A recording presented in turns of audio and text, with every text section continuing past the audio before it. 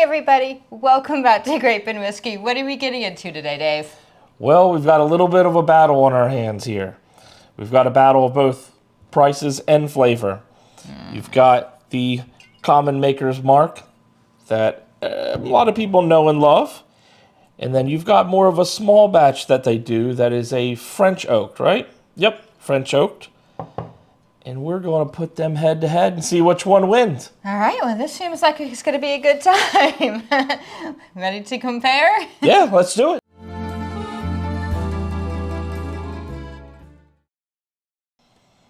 All right, another one of my favorites. It doesn't quite hold up to 1792 in my opinion, but Maker's Mark, it's definitely a go-to whiskey for me. It's we have both of them here. We've already set aside the French oak. This is a little bit more money than the regular Maker's Mark, and we're just going to kind of pit them up against each other. They're in their respective glasses. This is the French oak, and this is the regular Maker's Mark. So we're just going to have to share some glasses here. Exactly. Before we do anything... Yep. The first thing we're going to do is go over the aroma. Let's see how this actually smells. See if it smells better or worse than the 1792 we actually did last week. If you haven't seen it, go back and watch it. But I'm ready to compare it. I'm a little pickier on my whiskey, so I'm excited to really smell it. Let's start with the cheaper version. It's not a cheap whiskey, so we want to be clear on that. But it's not an expensive whiskey. It's kind of middle of the road, and it's beloved by many people. So by no means are we going to bash the whiskey. And I definitely wouldn't, because I've ordered it many times just going to a bar. But let's this is true. Give it a smell. It smells like vanilla. Vanilla. Like it really does. Like it smells. I can smell a little maybe cinnamon, but I definitely smell some vanilla in it. It smells good. They do say it should be rich and creamy. Really good. If you were to read the label, it just kind of goes into the rich and creamy, a little bit of the history. I get that. I think they told the truth on that. It smells rich and kind of vanilla-y. I would say it actually smells a little bit more creamy than even the 1792. Yeah. I don't think 1792 is necessarily creamy. No, not at all. Not here to review that, but just kind of in comparison. Yeah. That would smell... It would smell very good as a candle. That's how it smells, because I get that scent from it. It's inviting. I will say this. If it's sitting here on the table, I'm like, man, that smells good, and I gotta have one. And even I could see people mixing it as well, just because of that. I know it's a sin for some people to mix whiskey at all, but because of the smell of it. But how about the comparison to the smell of the French one? The French oak. Oh, the French oak. It's a French oak. No, I don't smell as much vanilla. To me, this definitely smells more on the oak side. I got a cream. It smells more so than just vanilla. I didn't really get a vanilla from this personally. It was more just a cream, almost like creamer you'd put in a coffee. And that's just my opinion. But yeah. You're right. I don't get as much creaminess out of this. It's more harsh, more alcohol forward. That's a good way to put it. That's for sure. Without actually trying it. That would be my opinion. Yeah. Well, I say this. I've had it before, but we're being more serious about it. We're going to take our time and So more vanilla and more oaky. So let's kind of see that one first. I'll try this one first. Just a small sip. Let it sit in your mouth a little bit, and you can clearly tell that creaminess sits there. And initially, you're like, wow. And I could say this could almost dethrone the 1792. It really could. That still holds a place in the heart for me. But I can really see why people might pick this over something like 1792. I kind of disagree. I think I prefer 1792 a little bit better. You still prefer that better? 100%. Is there a particular reason?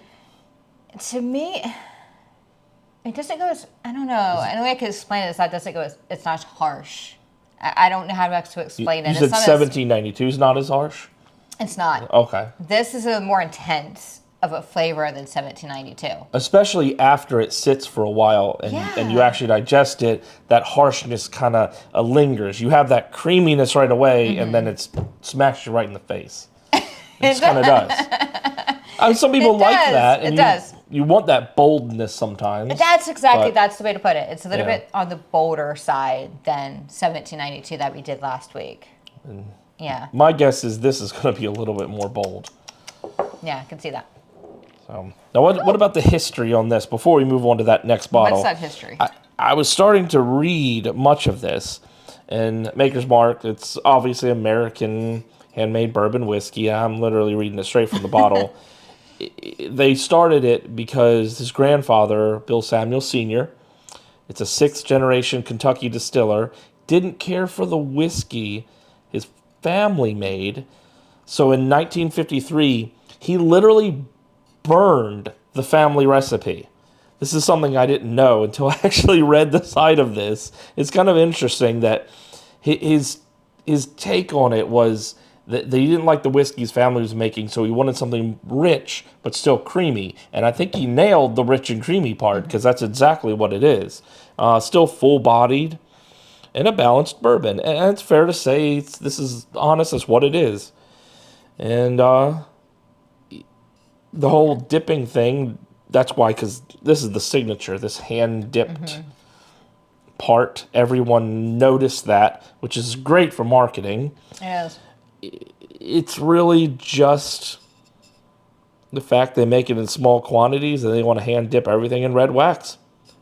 It's still a family thing. It is, and it makes it unique because, it stands out when you're at a bar. You know exactly what this is. You look at the marketing, you look at the red dipping, and it's like, oh, there's Maker's Mark right there. Let's give me that. Yeah. That's smart guy. Fun. It's smart to do, and I think he kind of nailed it there. All right. All right, now what about this one? We've already smelled it. We already know that it's not quite as creamy without tasting it. I don't think you've actually ever tasted this, so... I might not have. I honestly don't know if I have or not. You try it first. I'm still going to smell it. That one hits a lot harder. It does. Hit a lot harder. What are your thoughts on the taste? I like the other one better. Is it just because this is I like the easier? original Maker's Mark a lot better than I like the 10 French Virgin ones. No, it's 10 Virgin French Oak one. I like, It goes down a little stronger, more bold, like you said earlier. It's 47% in comparison to, I believe, 45. 45%, so you got a 90 proof. Yeah. Yeah.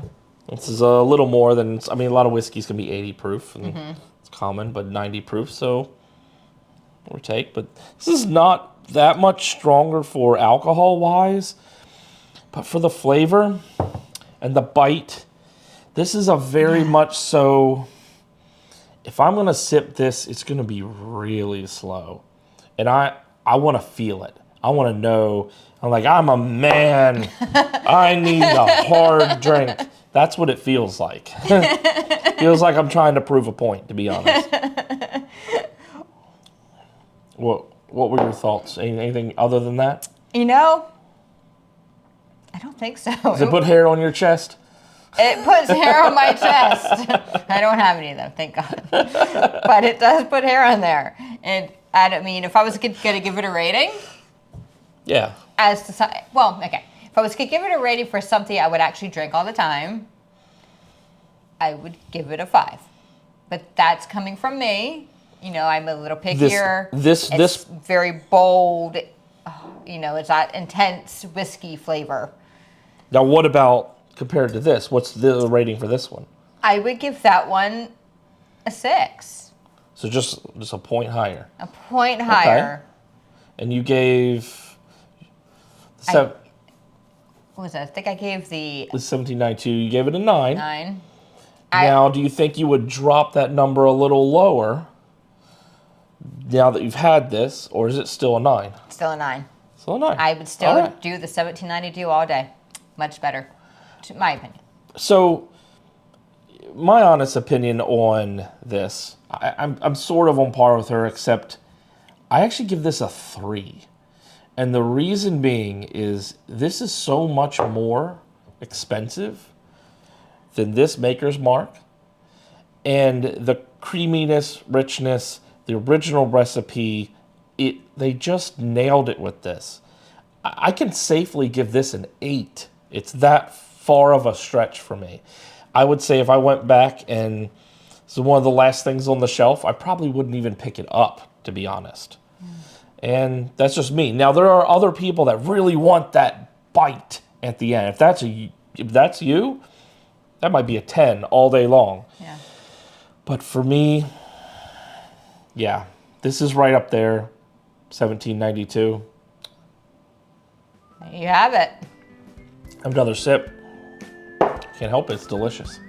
I think it has been settled. You won the battle. I think that one won the battle this time. It's fun. Go check out our other video. It's great. We go into 1792 more in depth. I know we talked a lot about it, but watch that other video, then watch this one. Formulate your own opinions. Tell us in the comments what you want us to try, and we'll do it. Don't forget to like, subscribe, turn on those notifications, and go watch the other 1792 videos. Kind of interesting. Thank you guys. Have a good day. Bye.